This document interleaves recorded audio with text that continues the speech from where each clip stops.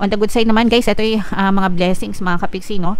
Blessings, ito yung mga wishes coming through. Mga dasal ito guys, kagaya nga nung sabi ko sa inyo kanina, parang mga sungka na unti-unting pinupunuan, parang sungka mga kapiksi, unti-unting pinupunuan ni universe yung mga cups mo, no? Yung mga pangangailangan mo mga kapiksi, pinupunuan niya ng mga blessings, mga pagpapala, mga biyaya, no? And mararamdaman mo na parang unti-unting natutupad yung mga pangarap nyo.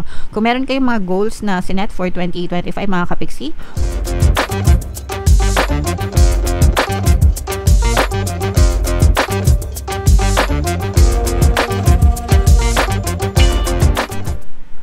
hello guys, hello Pisces, welcome back to Pinoy Pixie Tarot. Ang pamagatang episode natin for tonight is third quarter kapalaran, parang ngayong July, August, September para sa Pisces, Sun, Moon, Rising, Sign, and Venus. Unahin natin tong deck na to guys. Tingnan natin yung mga mensahe sa inyo ng inyong mga gabay. And by the way guys, sa mga naghahanap ng mga pampaswerte na lucky charms, lucky bracelet, may mga items na makikita kayo guys sa description box nitong video. Check nyo lang yung mga items doon guys. Tapos pwede nyo rin i-check out kung gusto nyo mga kapiksi. So ito yung mga messages guys sa inyo ng inyong mga gabay. Una mga kapiksi, we have wait message, no? This is your guides telling you na matuto lang tayo mag-antay mga kapiksi, no? Dadating din yung mga pinagdadasal natin, yung mga hinihiling natin. Basta matuto lang tayo mag-antay, magtiyaga. Habang nag-aantay tayo guys, just keep on working. Yung effort nyo mga kapiksi dapat align dun sa gusto nyong mangyari, and just keep on praying, and of course sabayan ng positibong mental diet mga kapiksi. Know that it's already yours. Kapag hiniling nyo, sa inyo na yan agad mga kapiksi, no? You just have to wait kasi minumove pa ni universe yung mga tao, bagay, sitwasyon sa buhay mo para i-deliver yung gusto mo. So you just have to wait, pero it's yours, it's already yours mga kapiksi, okay? And if you believe mga kapiksi, this is your guides telling you na yung pag-aantay nyo, sabayan nyo ng pagtitiwala at paniniwala mga kapiksi. You just have to trust the divine, trust the universe, and trust the process. Sa totoo guys, kahit na hindi kayo naniniwala at first, sa simula hindi kayo naniniwala, pero pag nag-persist kayo guys, ma-achieve at ma-achieve nyo rin yan. Yung best sample nyan guys, no, yung mga nakikinig na mga subliminals natin dito sa ating channel, marami ako nababasa dyan guys, hindi sila naniniwala sa subliminal, nakinig lang sila and then boom, no, it happens. So ganun yan guys, no, even if hindi kayo naniniwala pero nag-persist kayo, nagpatuloy kayo guys, you will see evidences. So pero syempre kapag naniwala kayo, 'di ba, mas mawawala yung mga blocks nyo and mas mabilis yung manifestation mga kapiksi. Alright? And you just have to communicate clearly mga kapiksi, no? Ibig sabihin, kailangan precise, kailangan malinaw kung ano yung gusto mo, ipagdasal mo ng malinaw, 'di ba? Maayos, sigurado, para kung ano talaga yung desire mo, yun talaga yung ibigay sa'yo. And you also have to communicate clearly sa ibang tao mga kapiksi, no, sa yung physical reality. Kailangan, importante yung communication department natin guys. Kailangan maayos tayong makipag-communicate, diba? Sa relationship, sa trabaho, sa negosyo, communication is the key para magkaroon ng harmonious na relationship mga kapiksi. So make sure na alagaan nyo rin yung communication nyo guys with other people. So yan yung mga messages sa inyo Pisces. Comment down below guys if feeling nyo nakaresonate kayo dyan. Tingnan natin yung ganap sa inyo Pisces. Shuffle natin to guys. Habang sinashuffle ko to, panoorin nyo muna yung video natin regarding sa ating paano mag-manifest ng abundance video course. Kapiksi, sawa ka na ba sa mga struggles at hirap sa buhay mo? Masipag ka ba at masikap sa buhay ngunit hindi ka pa rin umaasenso? Ilang beses ka na bang nag-attempt mag-negosyo at mag-invest pero palagi ka pa rin nalulugi? Sa pagkakataon na ito ay maaaring may subconscious beliefs ka na nagiging balakid sa iyong pag-unlad at pagyaman. Introducing, paano mag-manifest ng abundance video course. Dito ay matututunan mong ma-overcome ang mga balakid mo para tuluyan ka ng umunlad, umasenso, sumagana, maging matagumpay, successful at maswerte sa iyong kabuhayan, pera, trabaho, negosyo, salapi at kaperahan ng bonggang-bongga. Dali, mag-send na ng email sa pinoypixie@gmail.com at simulan na ang iyong pagyaman ngayon. Alright, so sa lahat ng gusto mag-avail ng course guys, naka-flash sa screen nyo. Una, meron tayong paano mag-manifest ng abundance video course. Meron din tayong paano mawala ang third party at magkaroon ng harmonious na relationship.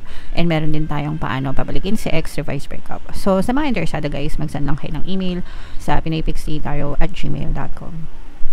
So Pisces guys, kayo ay na-represent ng King of Cups sa ating spread mga kapixie. 3 beses tayo maglalatag ng spread guys, isa para sa July, isa para sa August, isa para sa September, pero anytime sa loob ng 3 months guys, pwede nyo itong ma-experience, okay? And again, sa mga naghahanap ng mga pampaswerte na lucky charms, lucky bracelet guys, may mga items sa description box nitong video. Check nyo yung mga items doon guys, baka may magustuhan kayo. So, this is both negative and positive. Hindi naman masyadong negative mga kapixie, no? Pero for some of you guys, may mga offer na dumadating sa inyo, pero parang hindi pa kayo ready sa mga offer na to. Pwedeng job offer ito, o kaya investment, o kaya negosyo mga kapixie. Pero nakikita din natin na parang nagdududa kayo mga kapixie, and parang hindi pa kayo ganap na ready. Kaya hindi kayo makapag-desisyon ng tama, or hindi pa kayo makapag-desisyon undecided mga kapixie. So, ito naman, para sa akin guys, kung sa kaperahan ito, negosyo, investment, okay lang yan, no? Kasi, syempre, kailangan bago tayo magdesisyon, kailangan sigurado na talaga tayo, naninindigan na tayo, and kailangan legitimate din, no? Kumbaga, legal talaga yung mga pinapasukan natin. So, okay lang yan na magduda kayo, or para makapag-research kayo mga kapixie, maghanap kayo ng mga enough information to ensure na yung mga pinapasok nyo legit talaga, para hindi rin kayo mapahamak, para hindi kayo ma-scam, okay? So, take your time mga kapixie sa mga pagdidesisyon nyo sa buhay, okay?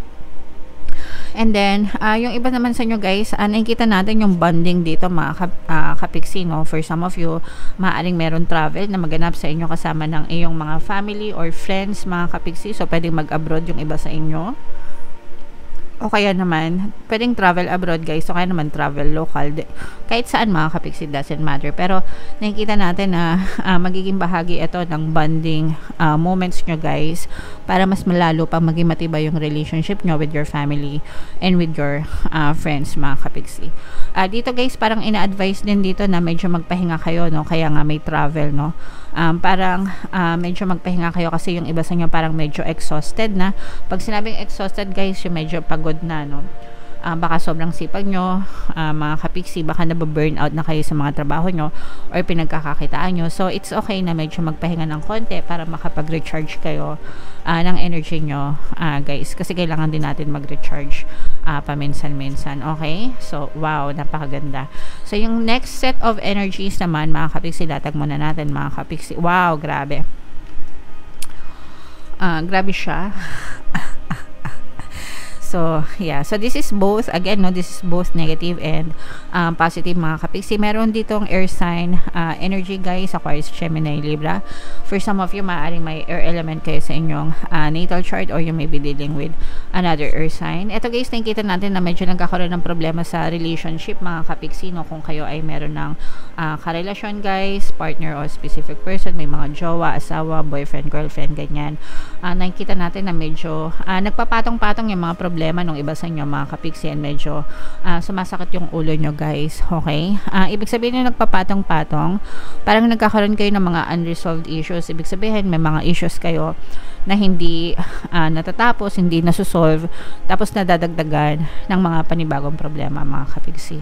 So kailangan nyo itong pag-usapan, upuan mga kapixie, para ma-solve yung mga problems nyo guys. Kasi yun yung nagiging dahilan kung bakit medyo sumasakit yung ulo nyo sa relationship mga kapixie. So kaya nga lumabas itong mensahe kanina, diba guys, na communicate clearly. Kailangan pag-usapan nyo itong mag-jowa para ma-solve yung mga problema nyo sa relationship, okay? Sa good side naman, ito naman nakikita natin na bibigyan kayo ng chance ni universe para maging maswerte naman kayo guys ngayong third quarter ng 2025 mga kapiksi. So may mga pagkakataon, may mga movements sa physical reality nyo kung saan parang pakiramdam mo sinuswerte ka sa buhay mga kapiksi. So pagdating naman sa swerte guys, no, palagi ko lang sinasabi sa inyo, always mag-chant kayo or mag-affirm kayo, swerte ako, swerte ako, swerte ako, swerte ako sa lahat ng aspeto ng buhay ko. Okay? So, yun yung favorite chant or favorite affirmation ko, guys, when it comes to luck. And talaga saswertehan kayo, mga kapiksi, no? Ilang beses na akong sinwerte, no? Actually, palagi ko sinasabi na swerte ako. So, yeah, swerte is my birthright. So, kung ayaw nyo naman mag-chant or mag-affirm guys, makinig na lang kayo ng mga sandamakmak nating pampaswerte subliminal dyan. Guys, no, especially yung pantaboy malas, pang-akid ang swerte. Sobrang ganda nun. And sobrang effective guys, napakaraming success stories. So, i-mind nyo na to guys, no? Mind swerte, good luck, good fortune. Second chance, another chance para maging maswerte mga kapiksi. Alright? And for some of you, no, talagang bibigayaan kayo ni universe actually. Kumbaga ito parang mga small mini manifestations guys, yung mga mini desires nyo. Mararamdaman nyo na unti-unti, no, na nagkakaroon ng progress, nagkakaroon ng movement sa iyong physical reality. Parang ano guys, alam nyo ba yung sungka, no? Comment down below sa mga kapanahunan ko. Yung naglalaro ng sungka, mga kapiksi, di ba, pag ay mga sungka, meron yung ukab, di ba, tapos nilalagyan mo ng kasoy or yung shells na ano, nilalamanan, ganyan. So, ibig sabihin nun guys, parang unti-unting nilalamanan ni universe yung buhay mo, no? Ganun yung ibig sabihin. So, you don't feel empty mga kapiksi. Okay? So, yeah. I-mind nyo na yan guys sa comment section. Wow! Grabe. So, what else mga kapiksi Pisces? Tingnan pa natin guys, no? Alright, so latag muna natin lahat. Meron dito presence guys ng earth signs, Capricorn, Taurus, Virgo. For some of you maaaring may earth element kayo sa inyong natal chart din, or you may be dealing with an earth sign. So dito naman guys, nakikita natin na sa negative, no, parang medyo merong nagpapahirap sa inyo sa trabaho. Ito guys, stress ito mga kapiksi. Merong nagbibigay sa inyo or maaari kayo maka-experience ng konting stress, konting panggigipit sa trabaho, pwedeng boss, pwedeng mga kasamaan sa trabaho, mga kapiksi. Parang ginigipit kayo or binubuli kayo, ganyan. Yeah, so meron tayong subliminal. Syempre lahat ginawan ka ng subliminal guys para siguradong masolve yung mga problema nyo. Para pampabait ng boss and mga kasamaan sa trabaho. So effective din yun guys, marami na yung success story. Kung feeling nyo guys nabubuli kayo sa trabaho, no, pwede nyo pakinggan yun para bumait yung mga boss and mga amo nyo, kasi yung iba sa nyo maaari kayong maka-experience nyan. Tsaka yung mga ano guys,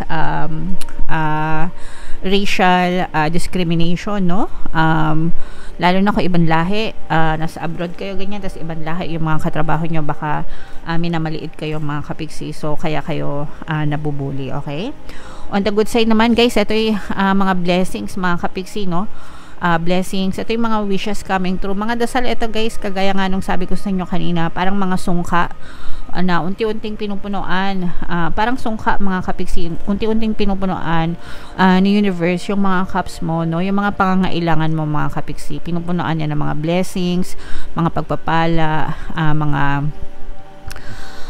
biyaya, no, and mararamdaman mo na parang unti-unting natutupad yung mga pangarap nyo. Kung meron kayong mga goals na sinet for 2025 mga kapiksi, kung hindi nyo na-achieve yung mga goals na yon ng first quarter, second quarter, ngayon third quarter guys, maaari nyo ma-achieve yung mga goals na yon guys, no. So ito, i-mind nyo na yan sa comment section. Blessings, pagpapala, biyaya, itong mga answered prayers, wishes coming true mga kapiksi. Okay, and yeah, so lahat yan guys, i-mind nyo na sa comment section, and comment down below if feeling nyo nakaresonate kayo mga kapiksi. And for more tarot readings guys, ito yung playlist nyo, ito naman yung ating success stories ng paano mag-manifest ng abundance video course. Thank you for liking, sharing, and subscribing. See you next time. I love you all mga kapiksi. Have a nice day. Bye bye.